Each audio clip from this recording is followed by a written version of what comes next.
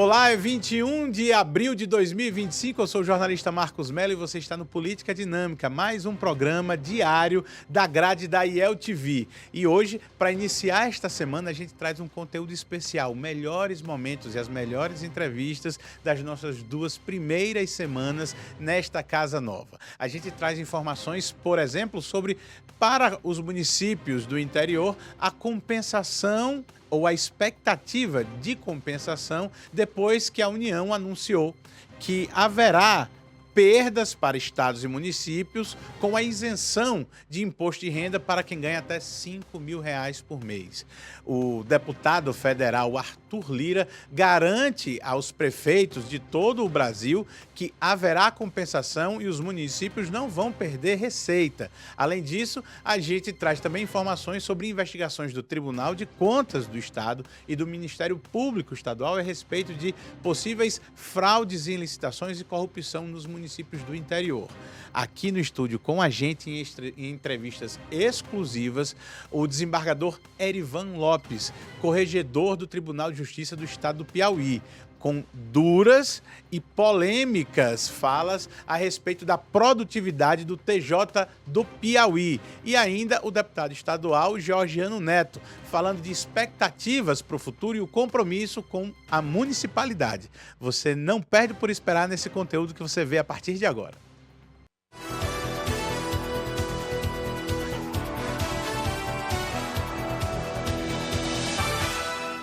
E o Tribunal de Contas do Estado do Piauí reprovou as contas da Prefeitura de Jatobá do Piauí referentes ao exercício de 2023. A gestão é de responsabilidade do prefeito Raimundo Nonato Gomes de Oliveira, conhecido como Hilton Gomes. De acordo com o relatório do TCE, foram identificadas diversas irregularidades que comprometem a responsabilidade fiscal, a transparência e a boa governança dos recursos públicos no município. Para quem não conhece, Jatobá fica ali pertinho de Campo Maior. Um dos principais problemas foi o excesso de gastos com o pessoal.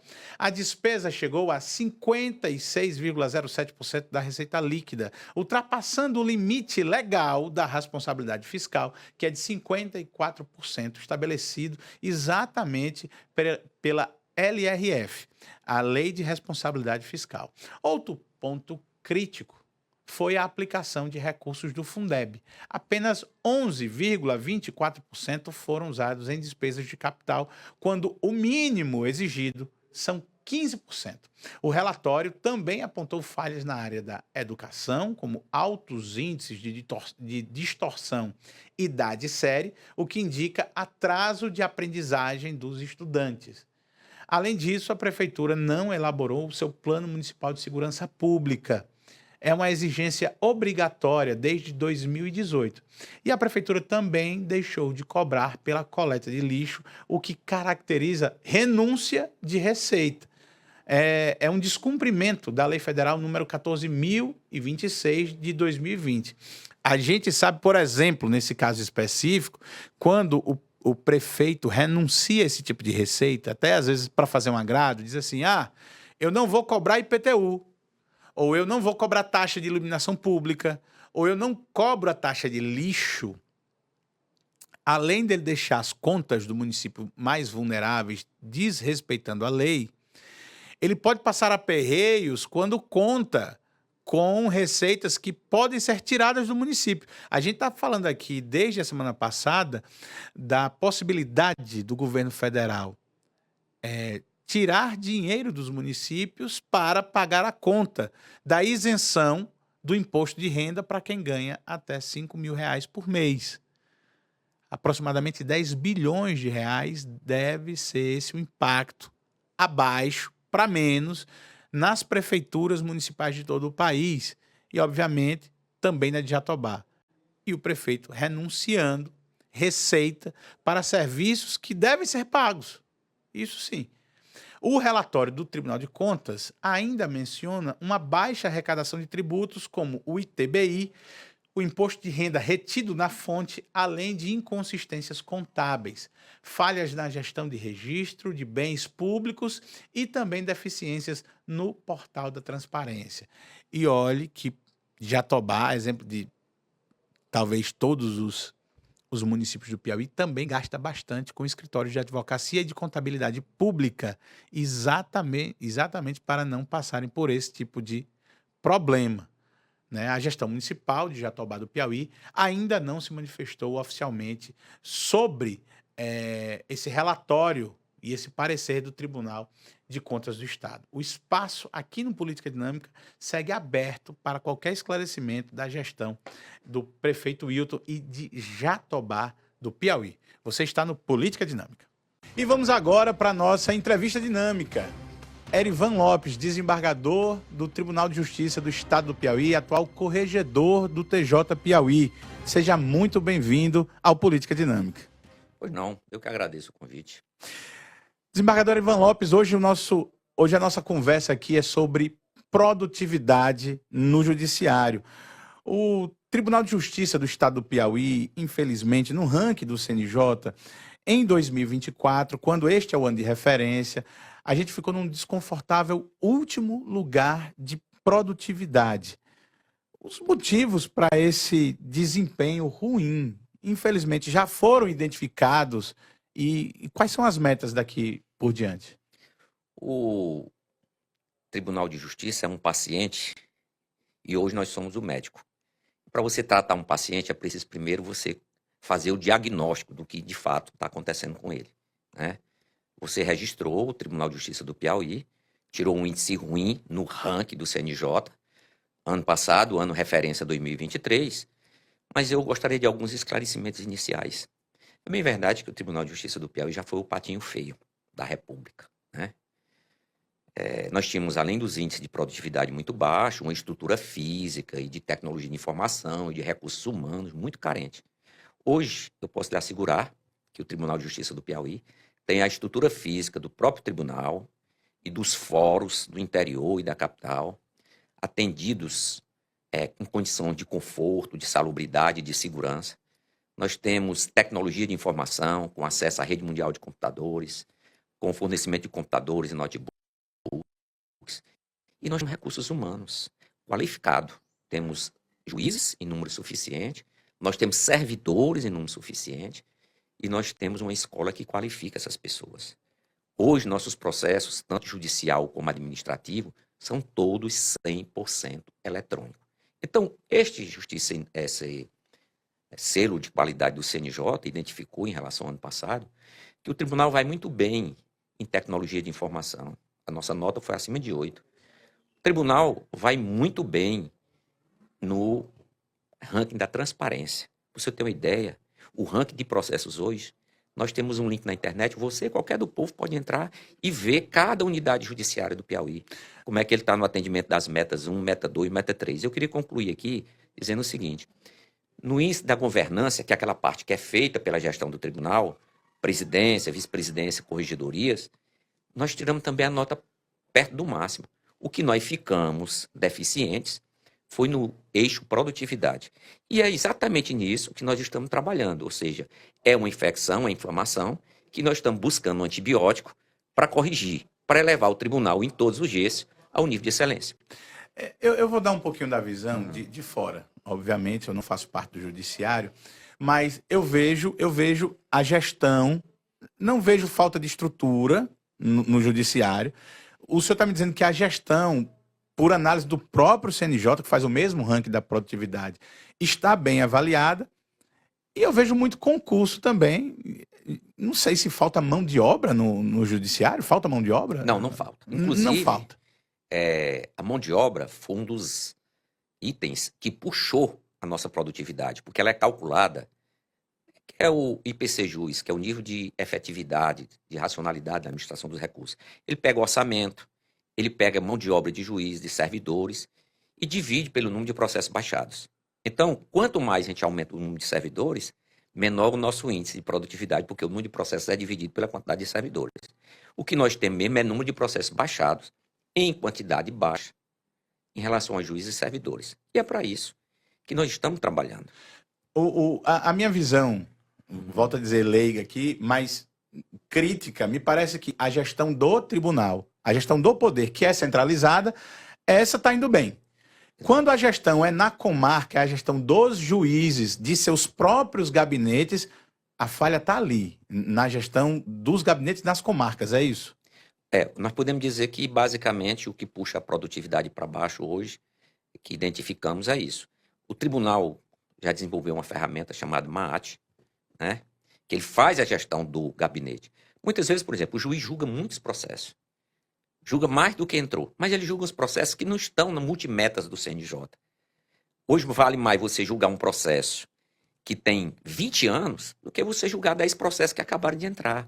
Esse no ranking do CNJ, nós perdemos. Então, nós temos situações tais em que o juiz julga, por exemplo, que hoje há uma demanda excessiva em relação aos chamados consignados. Sim. Então, você julgar processos novos de consignado e não julgar um processo de inventário que tem 20 anos, você no ranking praticamente não cresce. É por isso que nós fizemos agora, no dia 20 e 21 de março, o encontro estadual da magistratura com a corregedoria. E lá nós levamos painéis, trouxemos todos os juízes do Piauí com seus assessores para apresentar o painel multimetas do CNJ.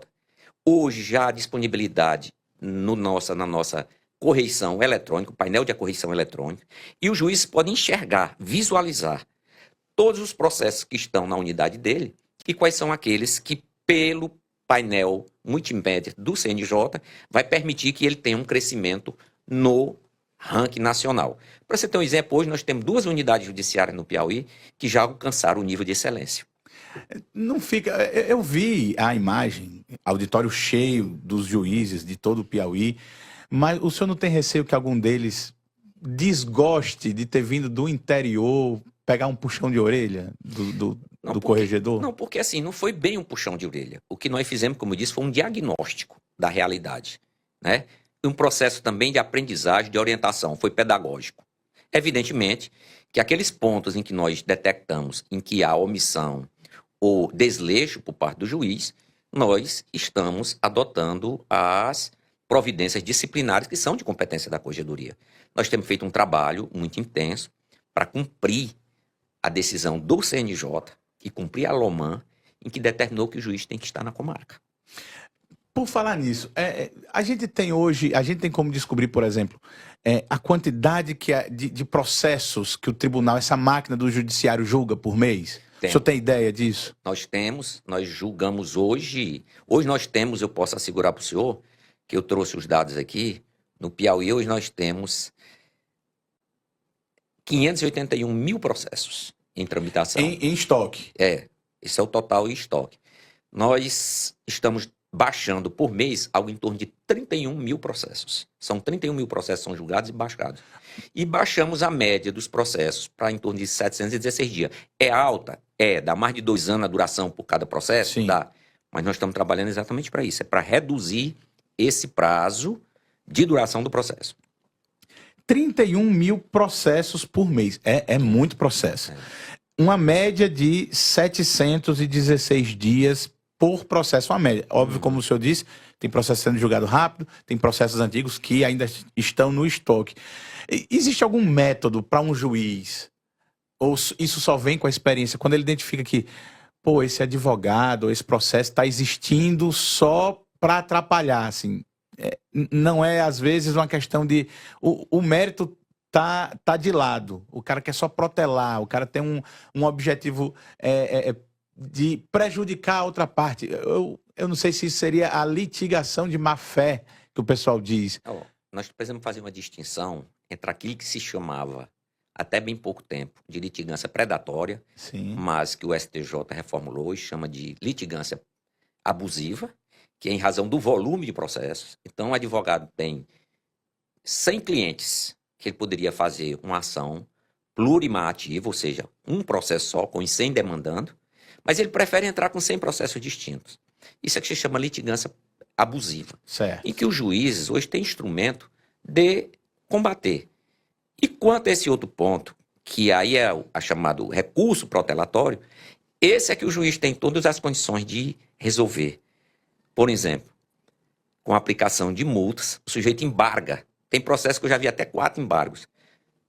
Você vai elevando as multas, vai elevando os encargos, como o aumento do valor dos honorários, e pode, inclusive, onde houver abuso de recurso, o juiz determinar a certidão do trânsito em julgado e encerrar o processo, né? Assim, sem falar de caso em específico, vamos falar de caso de maneira genérica. Uma pessoa requerer um direito, enfim, o processo acaba, tá lá, ó, não tem direito, ou, aconteceu que foi arquivado. Aí o advogado vai lá, aí às vezes até solicitando um grande escritório, não sei, até solicitando a justiça gratuita e empurra mais um embargo para tentar desarquivar o processo. A gente tem muitos desses casos. O judiciário é pronto para lidar ou para ir minimizando esse tipo de intenção? Eu diria assim que os processos que já estão arquivados, nós só temos duas possibilidades. Nos processos cíveis, as ações rescisórias. Nos processos criminais, a revisão criminal. Fora dessas hipóteses, só se for uma querela nullitatis, que porventura seja ajuizado para anular. O problema da justiça gratuita é preciso destacar que aqui no Piauí, por exemplo, quando eu era presidente, nós tivemos uma discussão muito grande com a AB e eu mandei fazer um dado estatístico. 95% dos processos que tramitavam naquela época no Estado do Piauí eram gratuitos.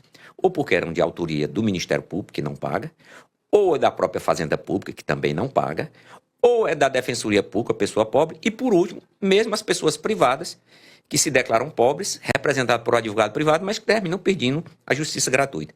Hoje o juiz tem condição de questionar, primeiro, o valor da causa que eles subestimam, né? O juiz pode de ofício corrigir e, entendendo que a situação do cara ou complementar as custas ou pagar, rejeitar o pedido de justiça gratuita, sob pena de deserção do recurso ou de indeferimento da liminar. Então, os instrumentos nós temos. Está faltando só dar efetividade. O senhor hoje avalia como o perfil do magistrado piauiense? Hoje a gente tem muitos juízes novos. Como o senhor falou, o tribunal tem ferramentas. O senhor falou do MAAT e outras ferramentas de até inteligência artificial que o tribunal disponibiliza para que os processos sejam julgados com mais tempo. A gente tem esses magistrados dispostos a aprender essas novas tecnologias? O que eu vou dizer aqui é uma impressão que eu adquiri em apenas esses 3 meses como corregedor. Assim, do perfil dos nossos juízes, né? Vou falar apenas do perfil do ponto do perfil em que eu entendo que é prejudicial ou que causa essa demora na prestação jurisdicional, né? Primeiro, nós temos o perfil de um juiz que é acostumado a julgar, mas é pouco acostumado a gerir. E o juiz hoje, ele não é só o subscritor, o prolator da sentença. O juiz tem que gerir seu gabinete, saber quantos processos entraram, quais são aqueles que têm prioridade no julgamento, né? Depois ele tem que gerir a secretaria. De que adianta o juiz tomar decisões e mandar e ficar mofando na secretaria e a secretaria não cumprir a decisão? Se ele toma a decisão, a secretaria expede o mandado e o oficial não cumpre. Então o juiz é mais do que um julgador. O juiz hoje é um gerente. Então o que eu percebo que é uma das principais deficiências do nosso juiz é esse. É um perfil de gestor de gabinete e de secretaria. Ele é o gerente da unidade dele, tem que se conscientizar disso. O segundo é o interesse em conviver com as novas tecnologias. Então, não é possível mais que num estado como o Piauí, em que 100% dos processos sejam digitais, o juiz dizer que não tem intimidade com o computador ou com a internet. Se não tem intimidade com isso, não tem habilidade, ele tem 2 possibilidades. Procura a nossa escola, se qualifica para operar, ou então pode pedir para ir embora, porque não há mais espaço para esse tipo de coisa, não. É inadmissível, né, hoje. E ainda tem as situações tais, que são aqueles em que esse número muito pequeno, que ou por desleixo, ou por tratar a própria magistratura como bico, né? Tem uns que moram em outro estado, outros professores, e que terminam relegando a atividade jurisdicional a um segundo plano. Mas nós estamos na corregedoria exatamente para corrigir todos esses pontos. Nós iniciamos com esse encontro estadual, onde nós demos ciência do qual é o nosso desiderato nesses 2 anos que vamos passar na corregedoria, e hoje todos eles têm consciência disso, e aliás temos recebido com muita receptividade por parte do magistrado. O senhor, eu vou pedir até perdão para lembrar disso, mas quando eu comecei em jornalismo, lá pelos anos de 2003, 2004, de vez em quando a gente ia naquele prédio antigo do Tribunal de Justiça e a impressão que a gente tinha é que tinha mais uma feira do que funcionários mesmo trabalhando no judiciário. Para nós que estamos diariamente lidando com isso, uma mudança gigantesca nesses últimos 20 anos, vamos dizer assim, do que é até o lidar diário dos servidores e a preocupação do próprio tribunal com a sua imagem. Mas o senhor acha que para o grande público, para o piauiense médio, o lado interior da capital, a imagem do judiciário, ela melhorou? Ela melhorou em certos aspectos, né? Como, por exemplo, da estrutura que o judiciário tem. Mas, como eu disse, isso é atividade meio. O que interessa e tem que melhorar para o Poder Judiciário é aquilo que é a sua atividade fim, que é essencial, que é a entrega da jurisdição. O cidadão que precisa de um termo de curatela para dar entrada num benefício social, ele não quer saber se o juiz está num palácio, ou se está numa cabana, se ele está com um computador de última geração, se não está. Ele quer saber da data que ele dá entrada até a hora que ele recebe o resultado. Certo? A população que é vítima, porque a gente pensa muito no processo de natureza privada. Sim. Precisamos pensar nos processos de natureza pública. O cidadão que é vítima de um crime de roubo, né, ou que tem um familiar vítima de um crime de doloso contra a vida, ele anseia muito por ver a punição daquele culpado. E os processos demoravam muito, e ainda demoram muito, termina tirando o crédito da justiça como órgão de punição. É por isso que eu acho que a nossa imagem, neste aspecto, ainda não está boa. Mas nós vamos alcançar o nível de excelência. O senhor falou de servidor, por exemplo, né? Sim. Além da qualificação que nós estamos dando aos servidores, hoje, primeiro, juiz de primeiro grau não tinha assessor. Hoje nós temos juiz com 3 assessores e um chefe de gabinete. Depois, nós acabamos de propor ao tribunal a mudança de uma gratificação de incremento de produtividade, que era o GIP. Se as unidades, se o tribunal alcançasse a média do que era projetado, pagava para todo mundo. Qual foi a minha proposta? Não, você paga para o servidor que atingir aquela meta que o tribunal fixar. Quem não atingir a meta, não recebe. Porque o pagamento era linear. Era linear, eram para todos. Então, assim, eu trabalhei muito, o cara não trabalhou nada. Mesmo assim, o meu trabalho rendeu a média, ele ia ganhar junto. Mas isso tinha um efeito pedagógico negativo. Alguém que trabalhava, por exemplo, um servidor que dava 600 movimentação mês e um que só fazia 6, ao final, ao cabo e o fim, todos recebiam. Então, aquele que recebia os 600 processos, que davam 600 movimentações, eu não preciso fazer porque eu vou receber igualmente. Acabamos com isso. Nós agora estamos também, né, propondo, e ainda ontem estivemos com o presidente, o desembargador Adesso, uma alteração do pagamento chamada gratificação de acervo, né? A gratificação de acervo também era ser meta. Então, ao final do ano, o tribunal pagava o acervo para todos os juízes. Não, não vai ser assim. Nós vamos pagar acervo para o juiz que receber processo acima daquele parâmetro que nós fixamos e conseguir dar vazão. Não é só receber o processo. Não é só receber o processo. Tem que receber e dar vazão ao processo. Traduzindo, no judiciário do Piauí, a política que nós vamos adotar vai receber mais quem trabalhar mais, quem for mais eficiente. Quem trabalhar menos e for menos eficiente vai ganhar menos. E quando a gente vê assim, eu tenho muitos amigos advogados, conversei até com o senhor um pouquinho antes, e alguns deles dizem assim, rapaz, processo bom é o que não anda, porque quanto mais distante do fato, menos o fato importa na cabeça de quem julga. E para alguns deles, obviamente, o processo só interessa porque a única saída jurídica seria a prescrição.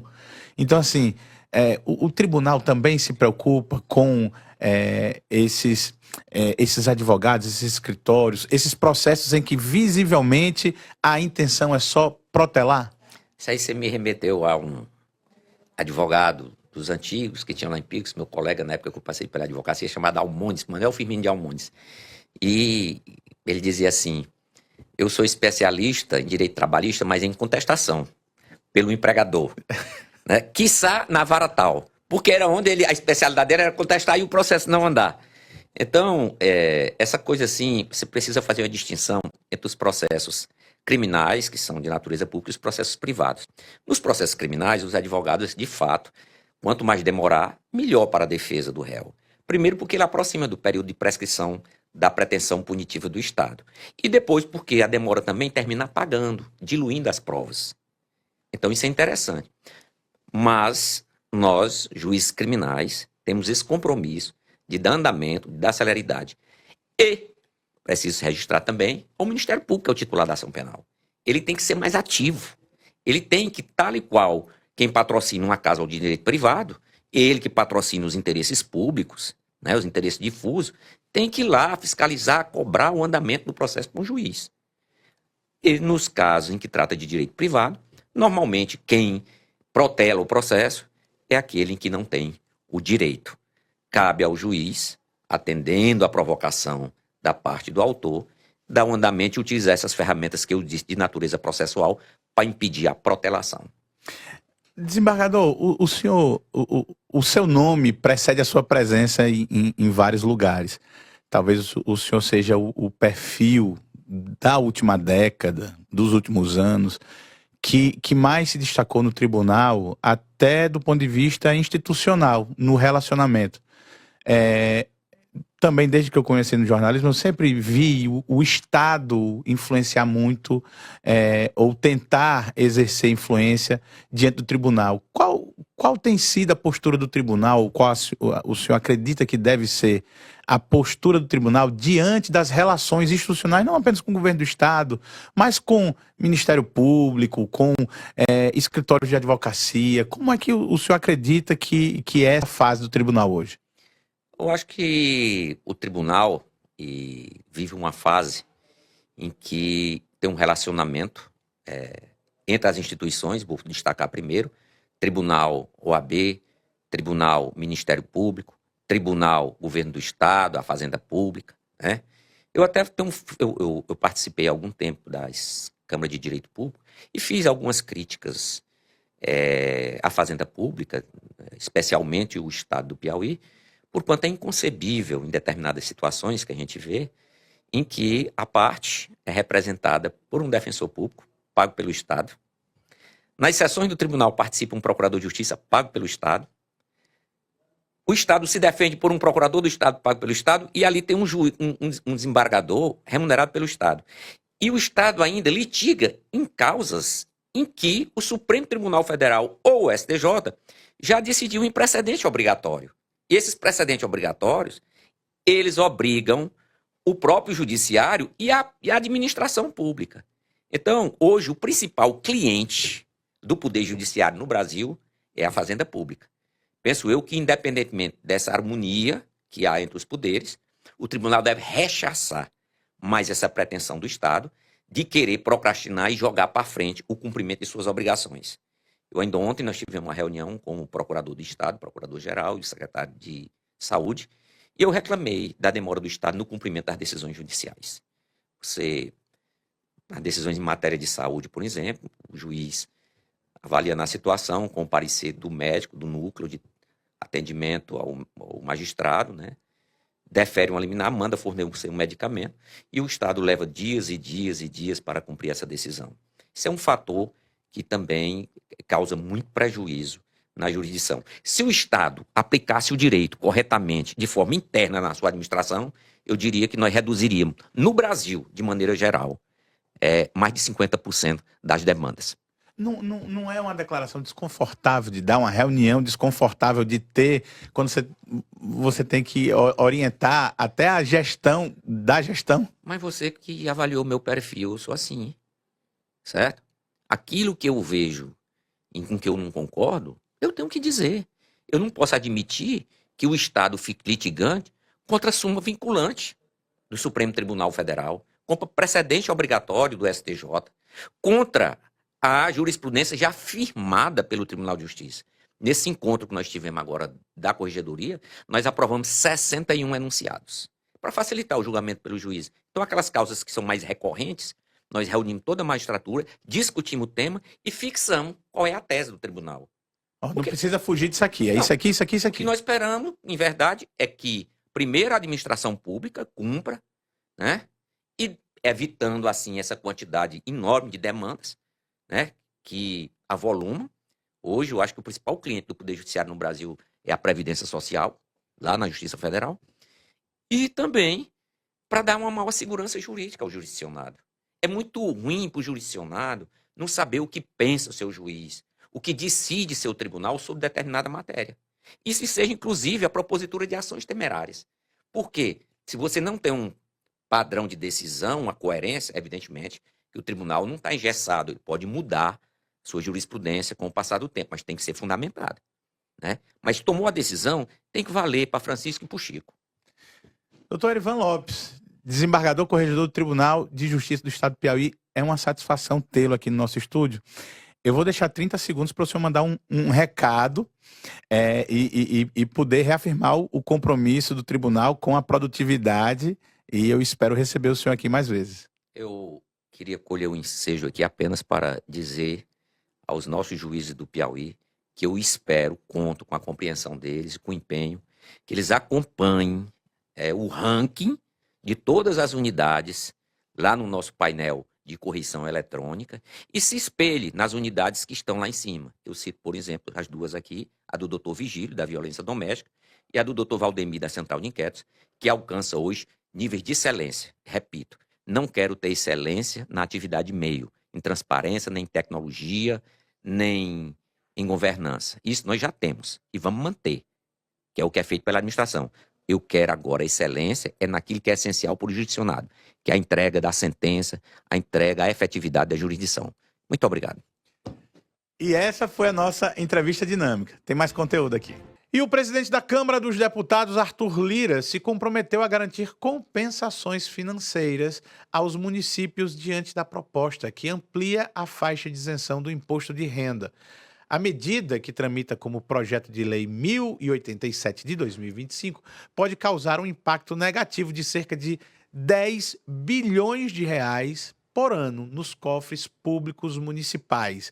A sinalização de Arthur Lira veio após uma reunião com o presidente da Confederação Nacional de Municípios, Paulo Zuluski, que levou ao relator a preocupação dos gestores municipais com possíveis perdas de receita. A proposta do Executivo prevê isenção total do imposto de renda para pessoas com salários de até R$ 5.000 por mês, e um desconto simplificado para quem ganha entre R$ 5 e R$ 7.000. O problema é que essa mudança afeta diretamente a arrecadação própria dos municípios e o repasse do Fundo de Participação dos municípios, além do Fundo de Participação também dos estados, que depende da arrecadação do imposto pela União.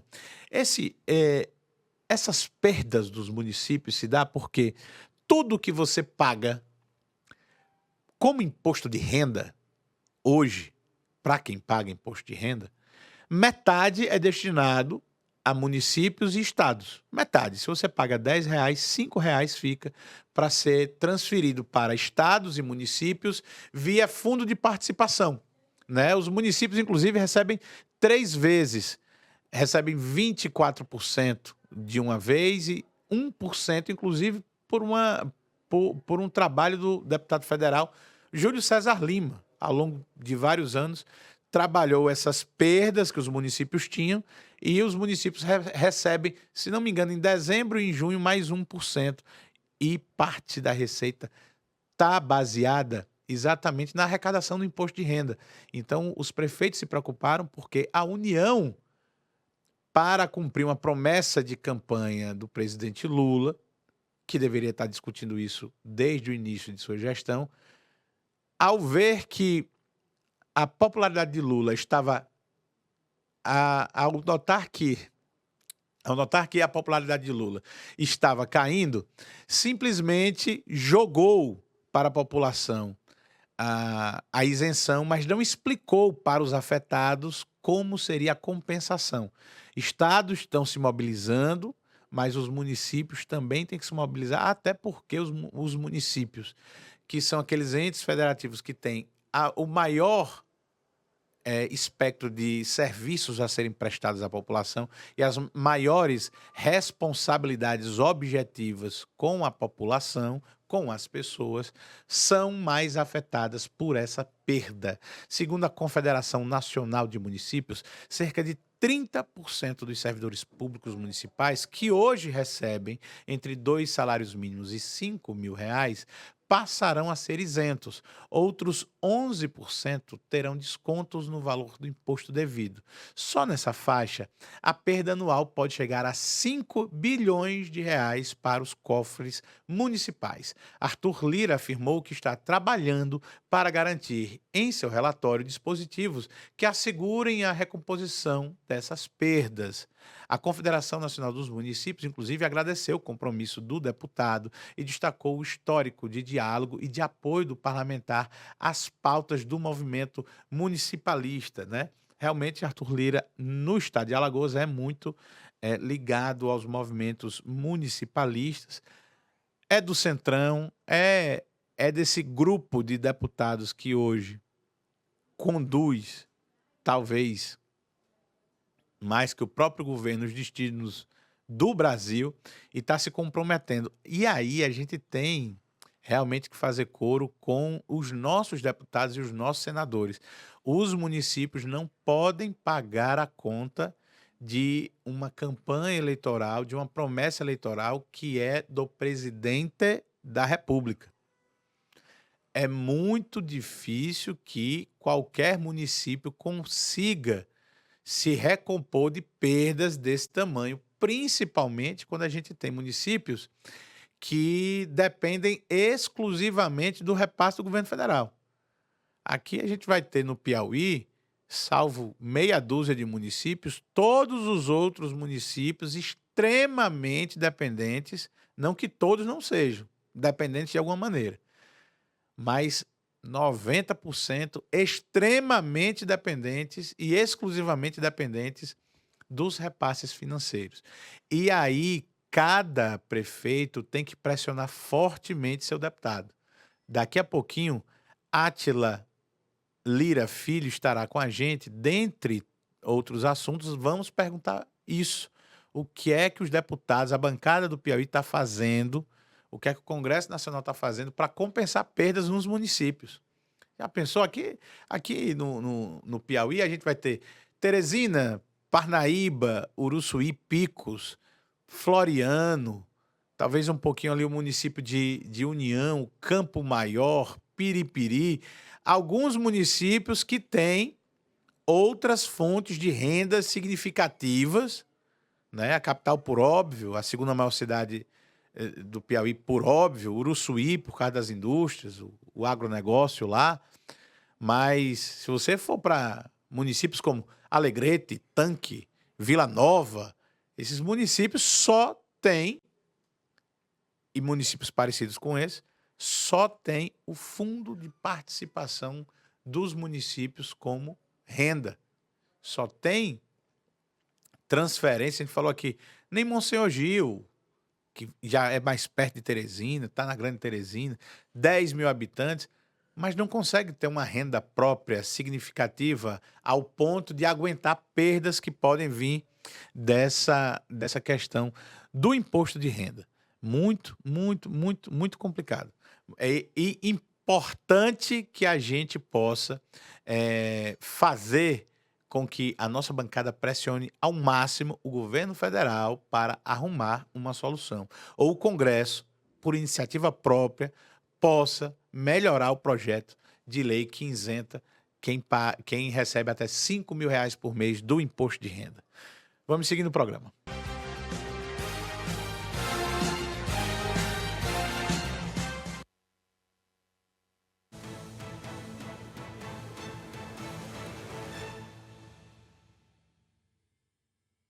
Ele aqui. Eu vou enquadrar ele aqui, é na entrevista, André. Pode botar ao vivo. Nossa produção está enquadrando aqui o nosso entrevistado. Já chegou a estar nos nossos estúdios o deputado estadual Georgiano Neto. Tá bem enquadrado aí, André? Prezou nem ajeitar o cabelo. Hein? Não prezou nem dar um grau aqui na... Deputado, eu quero, em primeiro lugar, agradecer. É véspera do seu casamento, e você veio prestar contas à população piauiense no nosso programa, numa sexta-feira. Muitos amigos seus já sextaram faz tempo, e você está prestando informações para a gente. Seja muito bem-vindo ao Política Dinâmica. Não, prazer, Marcos, prazer todos que nos assistem aqui através da IEL TV, aqui do Política Dinâmica, esse meio de comunicação que é portal, que agora é TV digital também, que é uma referência no nosso estado. Você é um jornalista muito bem conceituado, muito gabaritado, e nós estamos aqui à disposição, né? Um dia importante. Não é meu casamento, não. Deixa eu corrigir aqui a informação. Corrige. É noivado. Hoje é o chá revelação perdão. do meu filho, né? Que rapaz, o filho ou filha que a gente está esperando, eu e a Lívia, minha noiva. E também estamos na expectativa desse resultado mais tarde, né? Controlando a ansiedade. Boa. Rapaz, que coisa boa. Pois, menino ou menina, que venha com muita saúde, é o que a gente espera. Muito obrigado. Mas prazer grande estar com vocês. Não é por isso que a gente vai aliviar. Não manere, não. Nós estamos aqui. Aliás, eu quero dizer... Você tinha me perguntado se tinha alguma pauta específica, pauta aberta aqui. Não, tranquilo. Eu vou até dizer aqui uma coisa. Quando eu trabalhava na TV Antena 10 em 2014, quando você se elegeu a primeira vez. Sim. Não tinha 21 anos de idade, foi fazer 21 para diplomação. Eu me elegi em 2014, na primeira eleição que eu disputei, Marcos, com 20 anos, disputei com 20 anos, me elegi com 20 anos e assumi o mandato com 21 anos. Na época, a lei dizia que você tinha que ter 21 até o dia da posse. A eleição acho que foi dia 5 de outubro. Isso. E a posse foi dia 1º de fevereiro do ano subsequente. Exatamente. Eu faço aniversário 23 de novembro. Então eu fiz aniversário quase 40 dias depois da eleição. Eu tenho que ser muito justo nisso. A gente tem uma tradição de muitos filhos de políticos, e às vezes essas pessoas só herdam uma vaga na Assembleia, uma vaga em outro lugar. Eu tenho que reconhecer, eu vejo o seu mandato diferente. 3 eleições depois, a gente pode dizer aqui certamente que 2024, uma eleição municipal, mostrou que o seu grupo político, ele talvez seja aqui no Piauí o grupo político mais bem equilibrado, eu digo assim, mais bem alinhado de ponta a ponta, das lideranças à bancada federal. Como é que se constrói isso, Jorge? Muito trabalho. Muito trabalho. Não é uma construção da noite para o dia. Como você falou, é uma construção de vários anos, várias eleições. Nesse intervalo de 3 eleições estaduais que eu disputei, eu participei de 4 eleições municipais, de 2012 para cá. Então, de 2012, 14, 16, 18, 20, 22 e agora 24. São 7 eleições consecutivas, né? E um aprendizado muito grande. Eu tenho dentro de casa um professor, que é meu farol, meu guia, meu orientador, que é o deputado Júlio César, meu pai. Um homem experiente, que tem 50 anos de vida pública, né? E é bom que se diga, essa construção não vem de 2014 para cá. Não é. Bom que se diga. Eu vou corrigir aqui é uma construção que vem de décadas, que vem aí de 78 para cá, quando meu pai começou lá atrás. Né? Então, é uma construção que vem de muitos anos, são muitas mãos trabalhando, não é mérito somente do deputado Georgiano, do deputado Júlio César, são muitas mãos trabalhando juntas, agora da senadora Jussara, que tem nos ajudado muito lá no Senado, como substituta do ministro Wellington Dias. Então, assim, são várias mãos, líderes municipais, líderes estaduais, líderes com mandato, sem mandato, né? E, claro, a população que aprova o nosso estilo de trabalho, que fez que nós tivéssemos o resultado que tivemos em 2024. O nosso grupo político se consolidou como uma das grandes forças políticas do Estado. O PSD, que é o nosso partido raiz, apesar de eu estar afiliado ao MDB, o PSD é que está toda a nossa base política, se consolidou como o partido que mais elegeu prefeitos, que mais elegeu vice-prefeitos, que tem uma quantidade relevante, significativa de vereadores, né? E a gente está se preparando para 2026. né? A gente está num processo de organização interna que não é uma tarefa fácil, né? Uma organização interna dentro do nosso grupo político, dentro da base do governo, liderada pelo governador Rafael. Tem uma coisa, até quando eu pedi para a produção, assim, a produção faz a capa do programa, agora para a rede social, assim, a gente faz a capa do programa para chamar o público. E quando a produção foi pesquisar você e trouxe para a gente a sugestão, botaram assim, Georgiano Neto, uma máquina de atender prefeitos. Eu achei até bacana e a gente deixou assim. Só Mas a me foto, disse que só a foto que foto tá é antiga, né? desatualizada. Tá desatualizada. Botei uns cabelinhos a mais. Ali agora, né? Mas me diz uma coisa, o seu gabinete é diferente dos outros lá na Assembleia? Rapaz, é a mesma estrutura física, mas assim... Porque tem uma certa ciumeirazinha. Deixa eu lhe dizer, eu não quero ser melhor do que ninguém. Todo deputado tem o seu mérito, representa uma parcela da população, mas eu quero falar do meu mandato. Sim. O meu mandato é um mandato extremamente atencioso, respeitoso com os líderes e com a população. Eu sou um político que não faço distinção. O prefeito, para mim, tem a mesma importância, né, que um líder comunitário tem, que um presidente de bairro tem, um presidente de uma associação tem, né, e um mandato que entrega resultado. É isso que as pessoas, a população quer. A população quer resultado, aquela briga política, aqueles impasses, aqueles grandes debates. Muita gente me questiona, Georgiano, tu não é um político de tribuna, tu anda pouco na Assembleia, mas se eu não tô lá, eu tô trabalhando. Nesse momento tem 129 municípios. Basta ver nas minhas redes sociais. Eu atrasei aqui 10 minutos a entrevista, porque eu estava no Karnak acompanhando 8 prefeitos com o governador. Já tive hoje de manhã entregando patrulhas mecanizadas na Codevasf com a senadora Jussara. Então, assim, é um mandato extremamente dinâmico, né? E eu gosto do que faço. Tudo, quando a gente faz com vontade, faz com amor, a gente faz bem feito, né? O senhor estava dizendo, eu estava acompanhando 8 prefeitos com o governador Rafael Fonteles. Essa força, me diz só o seguinte, esse seu grupo hoje tem quantos prefeitos eleitos no Piauí? Deixa eu te dizer, no PSD nós temos 64 prefeitos filiados. Desses 64, eu tenho ligação direta política, o meu mandato tem ligação política direta com 60. E além desses 60 prefeitos do PSD, o meu mandato tem ligação com outros 18 prefeitos. Então, assim, o nosso time hoje tem em torno aí de 80 prefeitos vinculados politicamente com o nosso mandato. É um número grande, é um número superlativo. A gente está falando aí de aproximadamente 1/3 das prefeituras do Piauí. Um pouco mais de 1/3. Um pouco mais de 1/3. Essa força toda, ela está a serviço do governador Rafael Fonteles? Ela está a serviço do governo do estado? Não tenha dúvida. Total. Sou parceiro de primeira hora do governador. Quando pouca gente apostava nele, quase ninguém apostava nele, eu fui um dos primeiros que levantei a bandeira de Rafael, entendeu? O alinhamento é total, né? Fidelidade, nunca cheguei com faca no pescoço, com nenhum tipo de subterfúgio, com ameaça. Ele me conhece,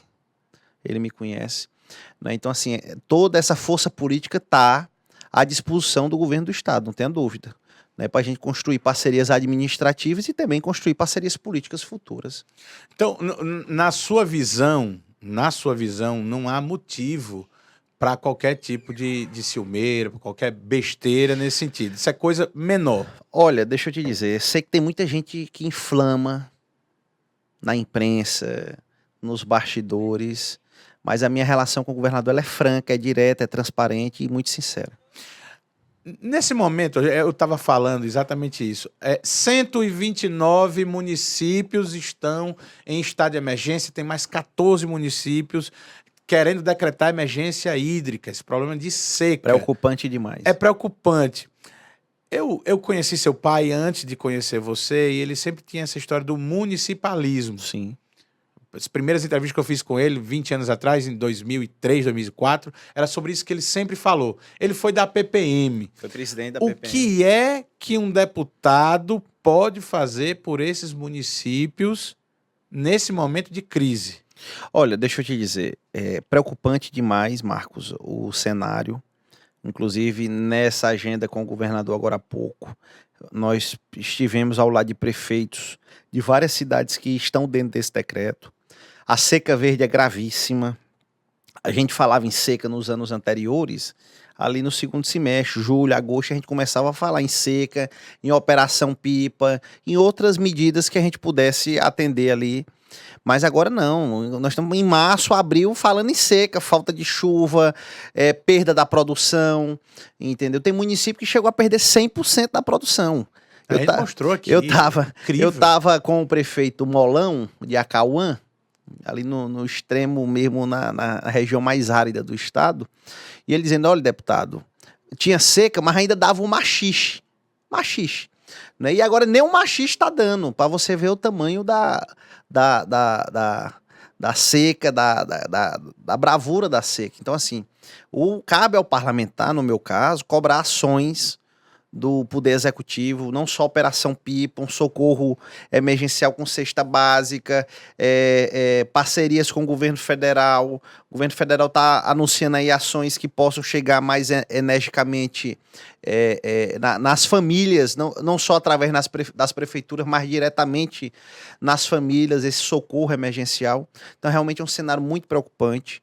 Eu acredito que haverá um somatório de esforços, bancada estadual, bancada federal, governo do estado, governo federal, em parceria com as gestões municipais, para a gente socorrer os municípios do nosso estado. É porque, assim, o governo disse, vai ter 6 milhões de reais agora, emergencialmente, para a Operação Carro-Pipa.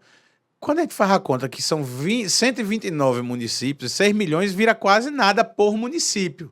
Não dá 50 mil reais por município. Mas o governador fala em 6, mas ele me disse que pode chegar a 12. Pode chegar a 12. Isso vai depender da complexidade. Também ele está guardando recursos federais, isso é recurso do Estado. Tesouro Estadual. Do Tesouro Estadual. Ele está guardando também o socorro do governo federal. Até porque tem a situação de algumas, até adutoras, que não estão funcionando, tá? Zerou tudo. Os mananciais quase zerando, né? Também intensificar a perfuração de poços. Água é vida, tem que socorrer emergencialmente a população. Você concorda que nesse momento em que a gente tem emergência de seca, né? Você disse, água é vida, é o básico. Os municípios deixem de gastar com contratação de banda e festa? Olha, é uma tendência. Cada cidade é um caso, né? Cada cidade tem um prefeito que vai avaliar qual é a melhor decisão, né? Mas ontem mesmo eu recebi à noite uma ligação do prefeito Dr. Victor, de Coronel José Dias, ali na região de São Raimundo Nonato, um dos municípios muito castigados com a seca. E 11 cidades da região decidiram cancelar suas festividades, né? E vai ser referendado com uma manifestação do Ministério Público. Pode ser que isso se replique em outras regiões do estado também, né? Mas o cenário é preocupante, os gestores têm que ponderar os gastos e garantir o socorro emergencial às famílias. E diz o seguinte, ainda sobre essa questão de interior. Você disse quase 80 prefeitos ligados a seu grupo político, ao seu mandato, um pouco mais de 80. Quem não é ligado, o município que não é ligado, eu tenho um outro deputado estadual, eu tenho um outro deputado federal, não quero ligação política, mas quero apoio. Tem apoio seu? Porta aberta. Tanto eu quanto o deputado Júlio César, nós sempre fizemos política de portas abertas. Sem retrovisor, sem nenhum tipo de exclusão, entendeu? Então, sim, porta aberta. Nosso mandato está à disposição. Eu sou deputado do Piauí, eu não sou deputado dos 80 municípios que eu tenho prefeitos aliados. Né? Então, Entendi. assim, porta aberta. Claro que onde a gente tem um apoio político, a gente tem uma representatividade maior lá no município. E, naturalmente, a gente tende a ter uma atenção maior voltada para esses municípios. Mas, além dos 80 prefeitos que nós temos vinculação política, nós somos representantes de mais uns 100 municípios. com líderes, com vice-prefeito, com vereador, nós temos lideranças hoje em torno de umas 180 cidades. Então, assim, são poucos os municípios que ainda não tiveram, né, uma atuação, algum benefício levado pelo mandato do deputado Georgiano. Qual o senhor acredita que é o maior desafio desses municípios do ponto de vista de gestão mesmo, não só nessa questão climática, para os próximos anos? A gente está vendo, por exemplo, até a possibilidade de alguma perda de receita, porque o governo federal quer abrir mão de parte da arrecadação do imposto de renda, por exemplo. O cenário é preocupante. Inclusive, na conversa que tive com o governador hoje pela manhã, ele está muito preocupado, que não vem de hoje, é uma preocupação que já vem ali desde o segundo semestre do ano passado. Inclusive, ele tem tomado algumas medidas que visem preservar as finanças do Estado, inclusive as receitas, né, o custeio da máquina que depende muito das receitas do Estado. Então, assim, a orientação que a gente tem dado aos gestores nesse ano de 2025 é pé no freio. Pé no freio, não se afobar, para não meter os pés pelas mãos, garantir os serviços básicos da gestão, coleta de lixo, saúde, educação, iluminação pública, né? E investimentos serem feitos com recursos externos, seja com recurso estadual ou federal, mas assim, os prefeitos terem cautela nesse começo de gestão para não penalizar a população. Eu estava falando de interior, mas eu quero falar agora de capital. Foi polêmica a história do vereador Zé Neto, do MDB, entrar pela porta da frente e assumir uma Secretaria de Esporte e Lazer na prefeitura, na gestão do prefeito Silvio Mendes, mas Zé Neto é ligado ao seu grupo político. Ele entra por influência sua, de seu pai, da senadora Jussara Lima também. Como é que você lidar com isso? O MDB entra na gestão por influência sua. Deixa eu lhe dizer, tenho sido muito questionado sobre isso. Os nossos mandatos, os mandatos que o nosso grupo político representa, sempre teve à disposição de Teresina, sempre trabalhou por Teresina. O deputado federal Júlio César tem um trabalho muito forte na defesa das receitas da prefeitura de Teresina, que não vem de hoje, vem desde o primeiro mandato do prefeito Silvio Mendes, lá em 2005. 2005. Ali de A eleição 2004. Foi desde 2005 que o deputado Júlio César vem trabalhando o aumento das receitas. E esse número, a preço de 2024, representou 500 milhões de reais a mais nas receitas da Prefeitura de Teresina em 2024. Isso, trabalho do deputado federal Júlio César. Então, assim, não é novidade o nosso grupo político ter relações com a gestão em Teresina, né? Meu pai sempre teve uma relação muito próxima com o prefeito Dr. Silvio. E é bom que se diga, o convite para o Zé Neto assumir a CEMEL partiu do prefeito. Nunca houve articulação minha, do deputado Júlio César ou do próprio Zé Neto. Foi de fato convite. Foi um convite do prefeito Dr. Silvio ao vereador Zé Neto. Depois foi que ele comunicou ao deputado Júlio César. Então, assim, é porque o grupo, então, ele é coeso. Então, quando o vereador vai para lá, ele não está indo isolado, ele está indo. Ele vai contar com o nosso apoio. Sim. Ele vai contar com o nosso apoio para fazer um grande trabalho na defesa do esporte, do lazer, das atividades. Mas não deixa de aproximar vocês da gestão dúvida. E o interesse de que ela... A eleição passou, Marcos. O que está em jogo é a Teresina. O doutor Silvio pegou Teresina totalmente... arrebentada. Arrebentada. A palavra é essa. Então, assim, tem que ter força política para resgatar. Né? Então, assim, tem que somar forças. Eu acho que esse é o pensamento do doutor Silvio. Você acha que isso não gera um certo ciúme assim? Pô, ano que vem tem eleição, é do Estado, a prefeitura é de um outro grupo político. Rapaz, nós não misturamos as coisas. Não misturamos as coisas. Quem quiser misturar vai ficar aí passando raiva. Mas assim, nós não misturamos as coisas. Nós temos um alinhamento político com o governador Rafael. O comando do processo eleitoral de 2026 será do governador Rafael. E quanto a essa questão de Teresina, partiu esse convite para o Zé Neto, ele assumiu, é natural uma aproximação do nosso grupo com a gestão do Dr. Silvio. Me parece que você é muito pragmático nisso. Me parece que você é muito pragmático com isso, porque há alguns meses atrás teve uma polêmica, críticas que foram feitas a você pelo deputado federal Jadiel Alencar. Eu vi na semana passada já vocês tirando foto junto. Página virada. Página virada. Página Qual era a virada. polêmica e Deixa eu como te se virou dizer, essa página? como eu falei aqui, eu falei na entrevista que eu faço política sem retrovisor. Não guardo mágoa de ninguém. Que eu já tive alguma desavença no passado, porta aberta para a gente sentar, dialogar e construir uma relação futura. Né? O Jadiel é um jovem parlamentar, está no primeiro mandato, tem surpreendido a classe política e o povo do Piauí com um mandato exitoso, tem feito um bom trabalho na Câmara Federal. É meu amigo. A gente era amigo antes de eu ser político e ele também. E a vida é feita de encontros, de desencontros, de reencontros. E eu tive a oportunidade, eu procurei, liguei para ele, marquei um momento. Jadiel, tá na hora da gente acabar aqui essas farpas. Eleição municipal passou. O que está em jogo é o futuro do Piauí. Vamos conciliar a base do governo e assim nós temos construído. Não só com ele, com outros parlamentares. Já tive com o deputado Merlong, muito bem recebido por ele.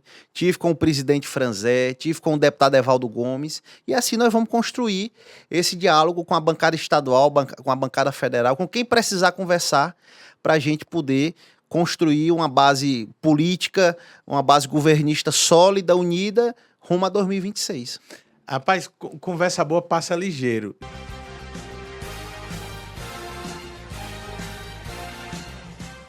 Bem, então você acompanhou agora alguns dos principais trechos das nossas 2 primeiras semanas. Amanhã, dia 22, terça-feira, voltamos com mais conteúdo ao vivo, original, aqui na IELTV, por meio do seu Política Dinâmica, credibilidade e informação dos bastidores para você que acompanha a política do estado do Piauí e do Brasil. A gente conta com a sua participação por meio dos nossos canais, pelas redes sociais e aguarda você amanhã. Um grande abraço e até mais.